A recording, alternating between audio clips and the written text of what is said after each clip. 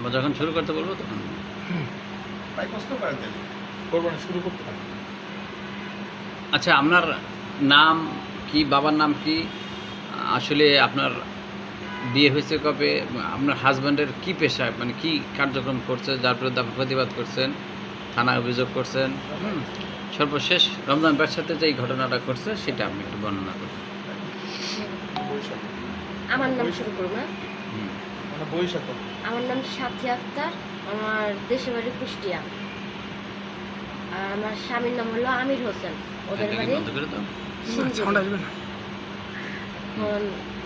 আমার স্বামী কি নাম আপনার স্বামীর?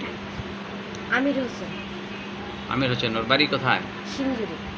মানিকগঞ্জ সেঞ্চুরি। হ্যাঁ, মানিকগঞ্জ সিন্ধুরে। আচ্ছা, এখানে সাভারে কোথায় থাকে? গাবতলি থাকে। কাউন্দিয়া।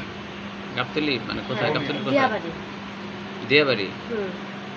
ও মানে আপনার হাজবেন্ড যে ক্রাইমের সাথে জড়িত, যে বিভিন্ন মানুষকে প্রলোভন দিয়ে এনে বাসায় ব্ল্যাকমেইল করে নারী দিয়ে, সেটা কোন এলাকায়? এটা কাউন্দি করে। কাউন দিয়ে বলে না? হুম। যে কি কার্যক্রম করে আপনার স্বামী বলেন তো একটু। মেয়ে মানুষদের আবাসিক হোটেলে কাজ করায়, ফিটিং এর কাজ করে, এই ধরনের কাজ করে।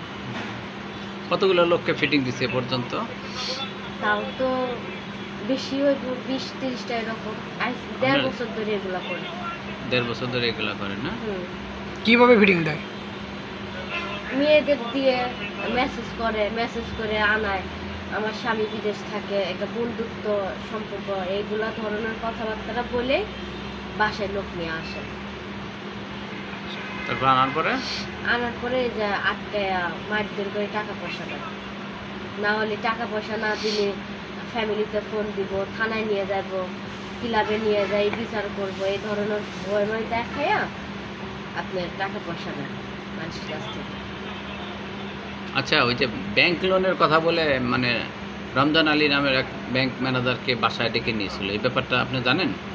তার সাথে কি আমি হয়েছিল? প্রথমে জানতাম না, পরে যখন বাসায় নিয়ে আসে ওই সময় আমি জানি ওনার ব্যাংকের কথা বলে বাসায় নিয়ে এসে এইভাবে মারধর করে টাকা পয়সা নেয়। বাড়ির লোনের কথা বলে হ্যাঁ, নিয়েছিল। তার কাছ থেকে কত টাকা রাখছিল এইভাবে ভিডিও?